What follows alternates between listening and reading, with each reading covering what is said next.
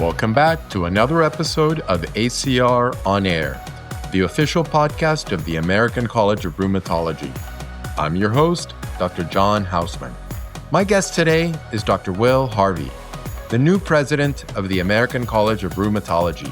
Will has been a volunteer with the ACR for nearly 2 decades, starting back when he was a fellow, and he now finds himself leading the college at a time of real turbulence and real opportunity for rheumatology. In this conversation, we talk about what it feels like to step into the presidency, what's top of mind for the year ahead, and how the ACR is thinking about strategy, advocacy, partnerships, and belonging. We also spend time on leadership, what it means to serve a diverse membership, how to lead through uncertainty, and how the college can be a professional home when many of us are feeling stretched thin. Whether you're in community practice, academia, research, training, or patient advocacy, this conversation is about how the ACR shows up for you and how you can stay connected to the work ahead. Enjoy. Will, welcome to the show. Thanks, John. Nice to see you. Will, you've been involved with the ACR for years. You've been a volunteer in all sorts of different roles. And now it's been a couple of months and you're at the top. You're the president of the American College of Rheumatology. How does that feel? It's a bit surreal at times, actually, John. It's been 17 or 18 years of continuous volunteering, really, since the time I was a fellow. Wow. Haven't really taken any breaks during that time. And, I'm both honored and humbled. I think honored by the role and the trust that people place in me, but also humbled as I see even more clearly every day how many people give their time, energy, and intellect to support the college, the foundation. This podcast is one example of that, actually. And really, people give so much of themselves to make our specialty as vibrant as it is. There's also this urgent sense of responsibility. And that comes from the fact that this is not actually about me. I appreciate the honorifics that come with this role, but it's actually all about our members and the patients that we take care of. That's why the college is here. That's why I choose to serve. And I hope that as we go through the year, we'll be able to help our members and our patients navigate some turbulent times. You could say that again. So when you think about sort of the year ahead, what is at the top of your mind as you begin your presidency? Well, I think it's that turbulence, actually. When you wake up, if you can still stand to turn on the news or get information about what's going on in the world in the morning, it's startling, actually, how chaotic it is and how uncertain people feel about almost everything.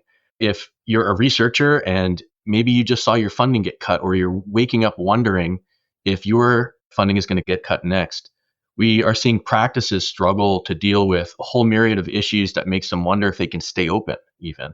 And I think we all wonder about the divisiveness and the rhetoric that's seeping into every part of our lives. It can be kind of scary. And I think as people look to the future, they want to see a better future ahead. And I think to some extent, the college is here to help deliver that better future.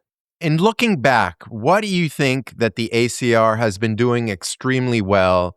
What sort of initiatives do you think you want to continue to build upon that the ACR is already doing? Well, I think our premier products, which would be our meetings and our journals, are as strong as they've ever been. We just came back not too long ago from an incredible meeting in Chicago. The themes around the exploration of the explosion of accessible and hopefully responsible AI was very exciting. To hear about CAR T and other innovative therapies that are coming down the pike. I think a lot of us got into this field with that promise of those future therapies that are going to make a difference for our patients. Our journals contain some of the most exciting and best science in the field. And I look forward every month to get my access to the latest electronic copies. And also, TR is actually our most read publication. So the rheumatologist, yeah. Yeah, the colleges. It's a place where people go to just catch up on things and catch up with people. And there are a lot of great stories in that media that are just about things that we deal with every day as rheumatologists. And it's a really fun read. So I think our journals, our meetings remain highly successful, and the people who lead those efforts we have the best people in the right spots to make sure that those are successful on an ongoing basis. Yeah, I couldn't agree with you more. Certainly, attending Convergence is one of the highlights of my year, and everything that goes into it, getting prepared, working on presentations and posters. And when you're there, the networking, catching up with people that you haven't seen, since the previous year's Convergence meeting. It's such a pleasure. I agree with you. It's so great to read the journals. I think Bharat Kumar is doing a great job as the editor of the Rheumatologist. He's incredible. But that togetherness you mentioned is something that a lot of people talk about when they attend the meeting. In many people's eyes, it's actually the best part. That reconnection, it creates a renewal of energy when you see people that you haven't seen for a long time, and people come together like that. And I know that Dr. Gardner's already planning another amazing meeting for next year in Orlando. Amazing. Yeah, I can't wait. You talked about, some of the successes. Are they things that you want to sort of lean into a little bit more during this year? Yeah, so it's a great question. I think one thing that the average member may not know is that we are planning to redo our strategic plan for the college this year. Hmm. So our strategic plan, the last one, was built during the pandemic. And Wow. while it is directionally correct, there was a built-in assumption in it that we would eventually get back to quote unquote normal. And I think everybody understands quite clearly now that there is no such thing, that we are going to be where we are for quite some time, and this is the new normal. And so I think it provides an opportunity for us to think about the college, what its best assets are, and what things it could do differently or better to serve its members and our patients.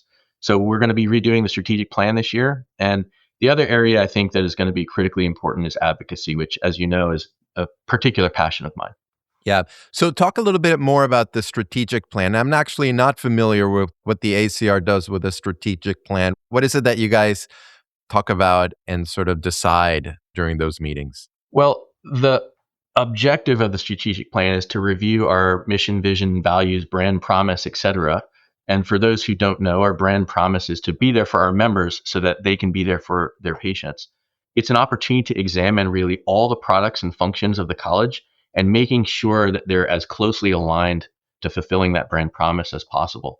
And so we have a goal to create a set of SMART objectives, meaning specific, measurable, attainable, and timely, so that we are delivering the best content for our membership. It's actually kind of interesting. One of the other things that's happened during the pandemic is we've seen a number of very closely aligned but external groups become more prominent in the space as people look to survive the time during the pandemic, getting together with more local groups or with groups that have a slightly more narrower focus. And we're also going to use this opportunity to figure out how we can better partner with those groups so that the college, which really is a pretty big tent organization, we serve a lot of various constituencies, make sure that we are partnering in effective ways so that we can maximize our impact. What are some of those groups that you're talking about? Well, the Arthritis Foundation would be an obvious one. That is our patient, it's the primary patient advocacy group in the rheumatology space, although there are many others in scleroderma, psoriasis, lupus, etc. Another really great organization that we've had a history of partnering with is AWEIR, the Association of Women in Rheumatology. It's a group that was founded by some incredibly strong women, and it has both women and men as members. And it really exists to support the unique needs of women in our workforce and in our specialty. And it's another example of an organization doing incredible work that we want to find ways to support. And they do work that the college is just not really well equipped to do.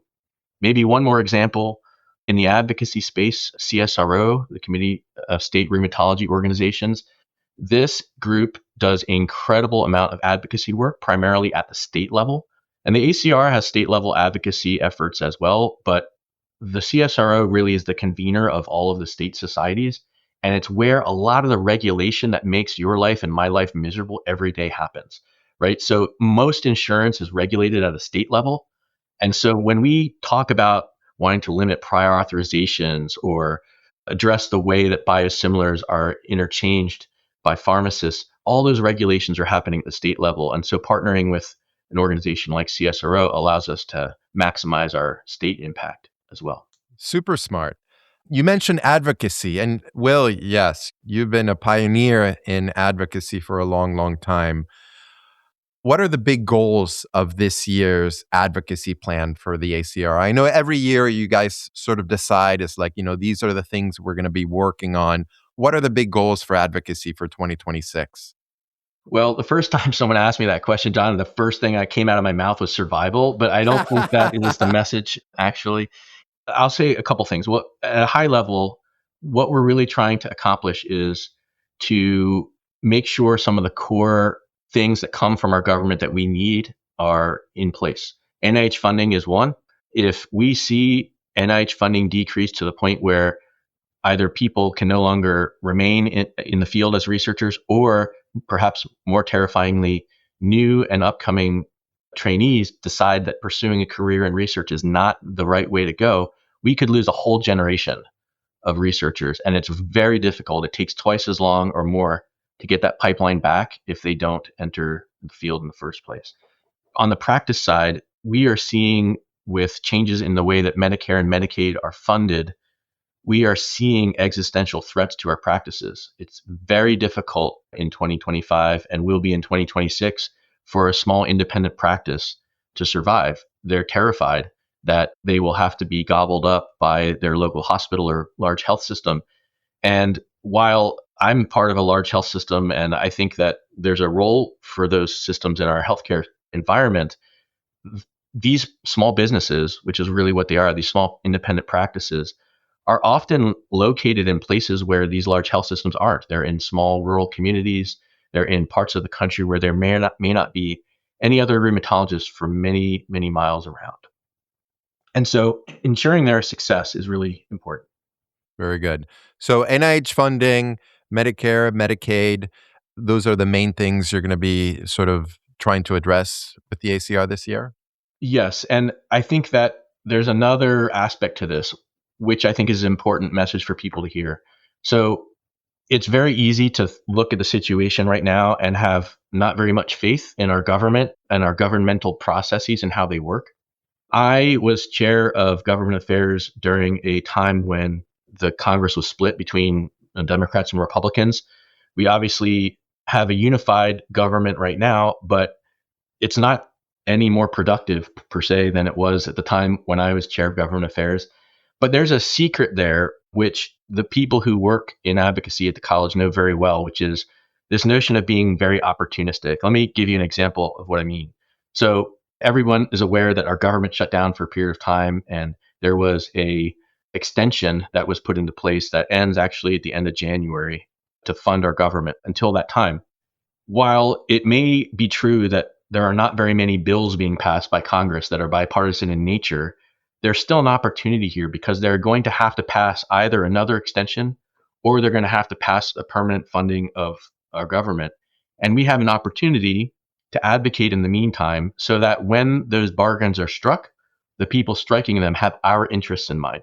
And in fact, we actually had a pretty good example of success in that regard a couple years ago when there was a similar budget impasse. We had been advocating for the inclusion of research funds to support rheumatology research in the Department of Defense. And in about a week's time, from the time when the bill was first proposed until the time it passed, we were able to work with some of our key partners in Congress, get that language inserted into the bill. And for the first time ever, there was a line item funding specific to rheumatology and rheumatic disease in the Department of Defense budget. And I know a number of our researchers who were awardees of that grant mechanism. So if we're nimble, if we're paying attention and we're keeping up our advocacy efforts, we can sneak some stuff in there. Other top candidates, telemedicine. I know that everybody across the country has, in part because of the pandemic, become a little more dependent on telemedicine. But there's also an equity issue there. There are many parts of our country that don't have access to rheumatologists very closely, in close proximity. And in no field is that more true than yours, John, where in pediatric rheumatology, there's just such a gap. And the ability to provide at least some care via telemedicine to government paid insurees is a really important thing for our patients. And so advocating for extensions of the support of telemedicine is another big activity for this year. Awesome. I think those are very well chosen proposals. Will, when you think about, you mentioned the ACR is there for us so we can be there for our patients, but the us is a pretty broad range of people, right? That includes trainees, even the residents are involved with the ACR, certainly fellows. You have pediatric and adult rheumatologists, you have people that are in private practice, you have academics, you have researchers, you have NPs, PAs, and all the support group. How do you think about serving such a diverse group of people during your presidency when, we all want different things? Well, I guess I want to challenge you on that hypothesis. I'm not sure we all want different things. I think we want the same thing actually, which is to be joyful in the practice of our specialty. But when you break it down, yes, there are needs, unique needs that each constituency that you mentioned might have. And big tents can be really difficult if you're not paying close enough attention to what you're doing. You can kind of rip yourself apart by trying to be too many things to too many people. And I think at some level, the college has fallen victim to that in the recent past. In fact, during the pandemic, when we weren't having meetings and things like that, we expended a whole lot of energy in a lot of new directions trying to reach people. And it was the right thing to do at the time. But at the same time, we have to be cognizant of this phenomenon which you're alluding to. I think one way we deal with that is, again, through the strategic plan. So we have to take a look at all of our opportunities for engagement and figure out which ones are going to be the most meaningful to the most largest groups of members, but not leave anybody out. We're not interested in leaving anyone behind. But the other way, as I mentioned before, is with partnerships. We do not, in fact, have to be all things to all people. And there are some organizations who can step in to fill some of those gaps where the ACR just doesn't have the bandwidth or the expertise, frankly, to be of greatest impact. Yeah, great. What do you think the ACR offers to private practice rheumatologists if they're not doing sort of in academics or research? They just want to take care of patients and they want to do the best job possible. They don't want to be eaten up by these large organizations. What does the ACR offer that group of people? Well, I think that we offer a number of resources. And in fact, one of the other aspects of the strategic planning process is a realization that we don't actually do a very good job of letting people know what we can do to help them. So, in the space of practice support, we have a tremendous amount of support around billing and coding. So, we have office hours where practitioners can just drop in and ask their billing and coding questions. Our insurance subcommittee of Cork is probably one of the most unsung heroes in our college. This is a group of volunteers who collect information submitted by members about insurance practices that we think are adverse to our patients. And they work to gather evidence. They work to pull together our treatment guidelines, and they actually will write letters on behalf of practices that they can then provide to the insurance company who they are arguing with in support of getting that treatment approved or that diagnostic test approved. And they do this on a individual level. So individual providers or individual practices can submit their issues of concern, and the committee will respond on their behalf directly with supporting documentation. It's an incredible resource. I can tell you, I have used this service myself, even at a large academic institution where we were arguing hard to get a particular treatment approved for a patient. And within 2 days, they were able to pull together a document with all the evidence backing up what it was that we were trying to do, and provided me that letter, which I submitted to the insurance company along with a copy of the journal article, one of the key journal articles that we referenced. And they eventually approved the therapy. And so it really is sort of a force multiplier, I think, for these small practices who often don't have a huge, large staff to help them. That's great. And how do you think the ACR provides trainees, the trainees that may be thinking about going into rheumatology or fellows in training? What does the ACR offer and where do you think the ACR is headed, that trainees would be interested in knowing and appreciating?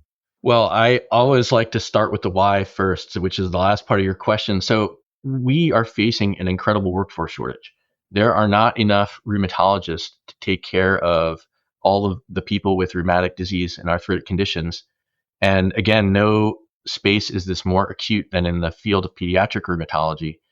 So we have to do everything we can to ensure a pipeline of well trained, well educated, and I guess more importantly, interested people who find our field compelling and enticing. And so at the beginning of that pipeline, we have a lot of activities like Choose Rheumatology that are designed to introduce at a young stage in career the opportunities that rheumatology provides. I can't remember who first said it. Maybe it was Dr. Desir, one of our prior presidents, but it's commonly said anyway that you can't be what you can't see.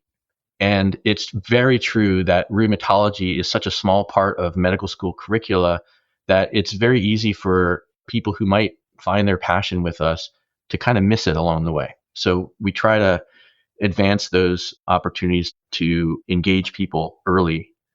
As far as fellows, it might be a scary time. It's both scary and exciting. There are new therapies, CAR T. I came into training around the time that the second TNF inhibitor was approved. And now we've got a whole pipeline of agents for psoriatic arthritis. We've had an explosion of lupus approvals. We've got CAR T. I think Sjogren's and myositis are up next. Is a really interesting time.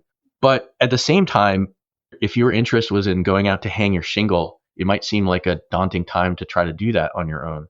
If you are thinking about a career in research, it could be a scary time to think about how you're supposed to survive when the pay lines for federal funding are in the 10% range.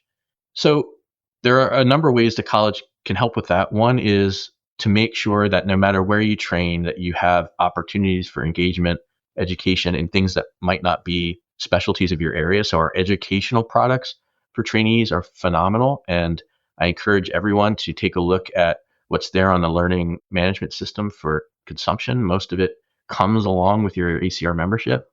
We always have fellow specific opportunities during our meetings to provide a little bit different focus that is a little more in the area of career development and opportunities for mentorship from early career people who are just ahead of you to learn what they did to get where they are.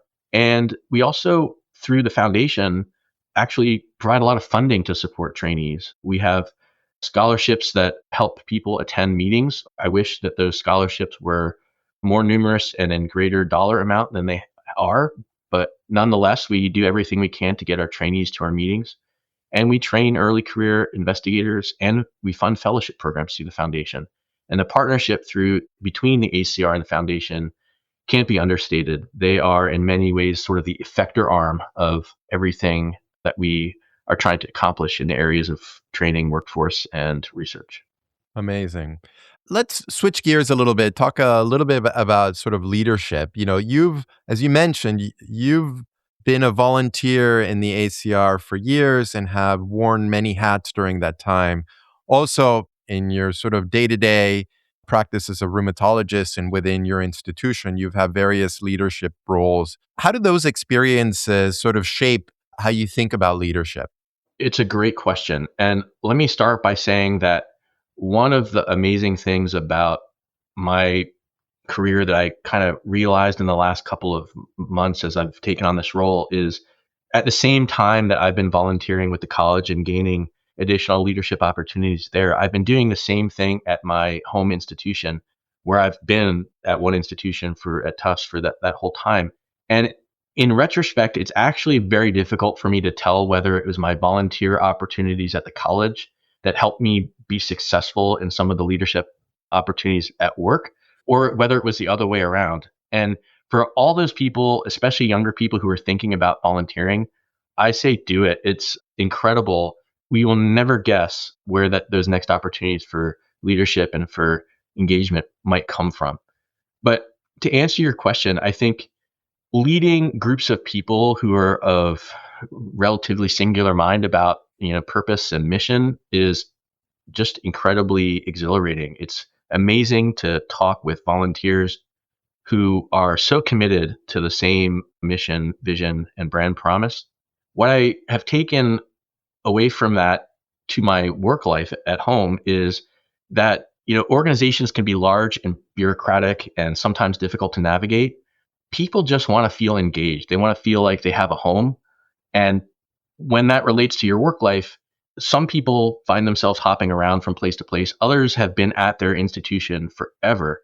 And when I ask those people who are a bit like me, why do you stay? It's usually because they have a deep sense of belonging in that place. And, as I've sort of gotten into a more health system level role as a vice president and as interim chief of rheumatology, I've been able to bring some of that experience back to the college as well. It's not many people in their day-to-day lives manage budgets that are even larger than what the college is. I do. And so I have a certain level of comfort with that. But a corporate environment and a nonprofit volunteer environment are similar but different. They're similar in that, in the ways I just spoke of, that people want more than anything to feel engaged in the work that they do and feel good about the work that they do. They're different in that the pressures, the things that are impacting each organization are a little bit different. Obviously, some of them are the same, like NIH funding, but things like market dynamics and other things like that are really a bit different in the corporate environment. That said, I feel very lucky that I'm able to apply the skills that I have in both parts of my current work. It's an incredible opportunity. Most people say, who are happiest in their career, that they found a way to make their hobby a part of their career. And I feel really lucky actually that I've been able to do that. I suspect you might be the same in terms of following your passion and your skill and doing what you're doing. Yeah, I mean, I started volunteering also as a first year fellow, as a fellow in training. I got to be part of Cork. I got to lead the fellows in training committee, and have had various opportunities throughout from the college, including this one as the host of the ACR on Air podcast. I think I couldn't agree with you more. It's been incredibly rewarding, and certainly it has led to other opportunities at my institution, which have been really great for my career personally, and just the engagement I feel with the ACR is one of the reasons why I love being a rheumatologist. Do you have a particular leadership style? Every leader is different, right? Certainly there are things that leaders share, to get people sort of on the same boat, steering the same way, but people do it in different ways. Could you talk about your leadership style? Yeah, happy to. I think there are two prominent aspects I would mention. One, and perhaps most importantly, is that aspire to be a servant leader. I find that organizations are at their best when you find the smartest, brightest, most excited people and you help them be successful. Because the ACR and my home organization are too large for it to be carried on any one person's shoulders. And if we cultivate the kind of volunteers at the college that we seek to, they are actually what will make the college successful, not me. It really is, as I said before, more about our membership and our patients than it is about me. The other aspect of it is I am a pretty staunch process guy. I like to try to create processes that are clear and transparent and understandable, and most importantly, repeatable, so that when you find a recipe for success, you can just drive it. And so I spend a lot of time thinking about not just what we're going to do, but how we're going to do it, and try to find ways to maximize efficiency, effectiveness. Maybe that's the sort of corporate part of my background that sort of sneaks in there, but I try to do it in a compassionate way. And I think that if we, as a collection of volunteers, in some ways behave a little bit more like a business, then it actually will broaden the opportunities we have to be nimble, dynamic, and responsive to our customers, which are really our members. Yeah, I like that a lot. Let's say it's now November 2026. It's ACR convergence. We're all in Orlando. It's nice and warm. And, you're giving the torch to the next president of the ACR.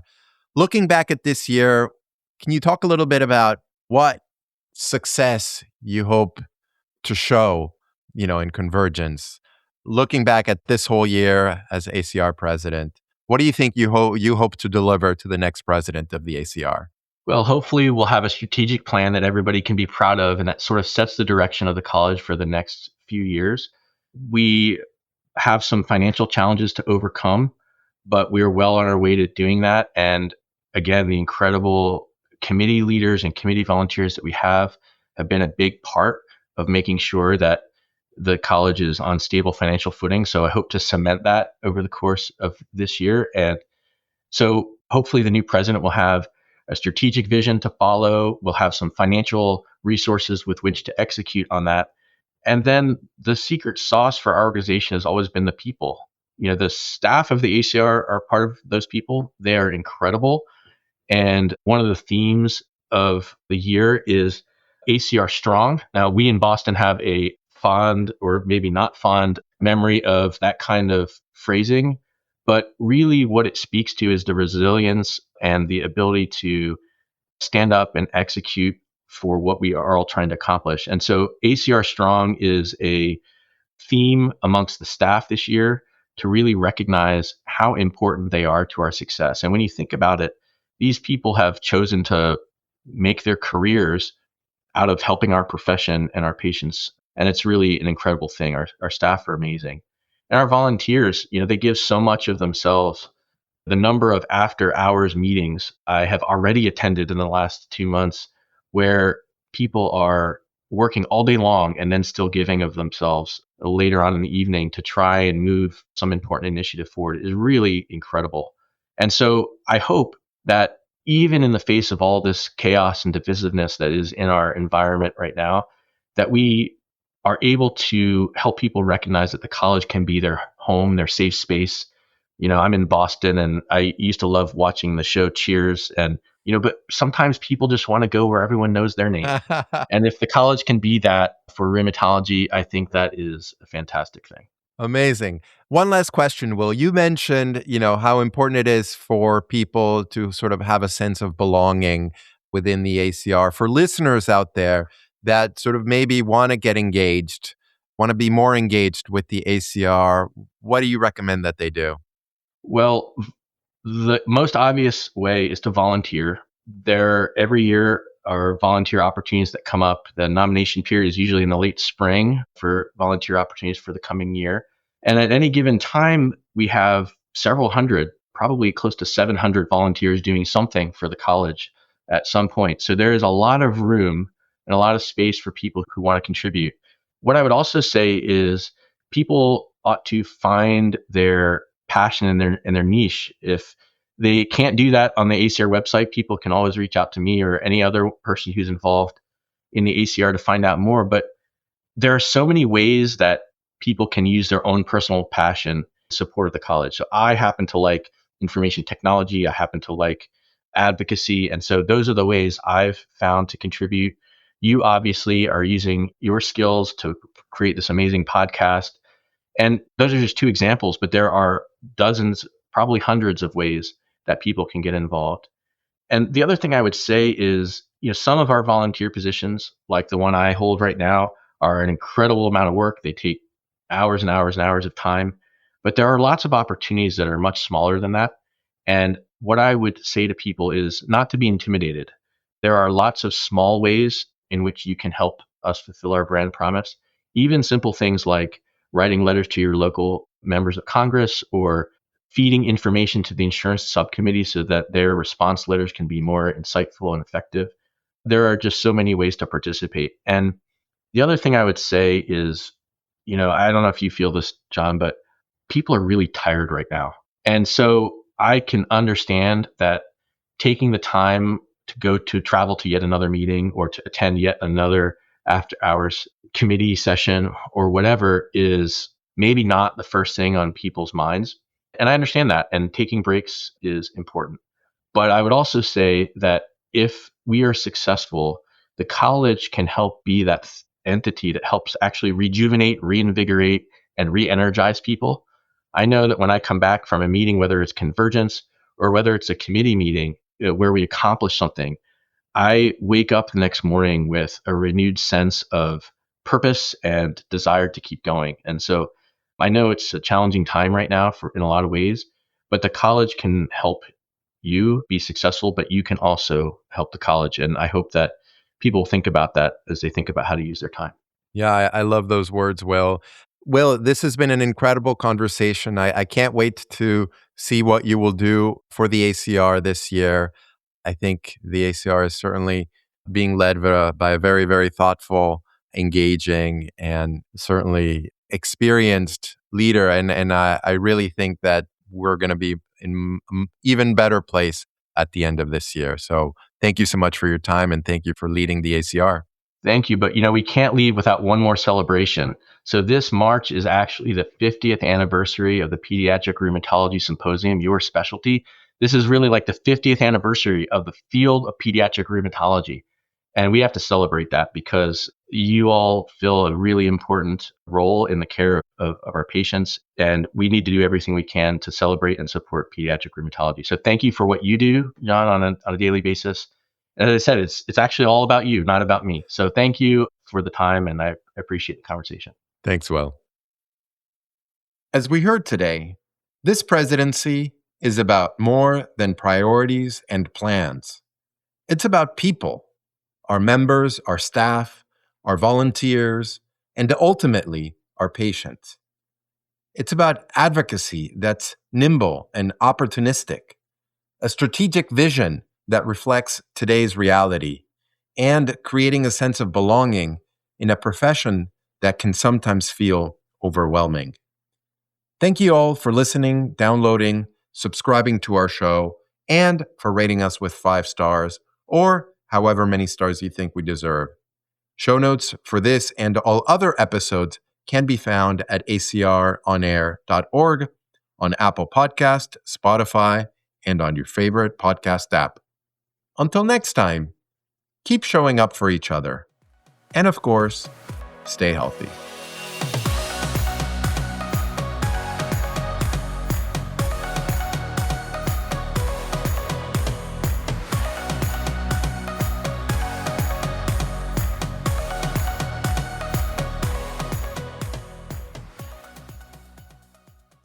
This podcast was edited by Resonate Recordings.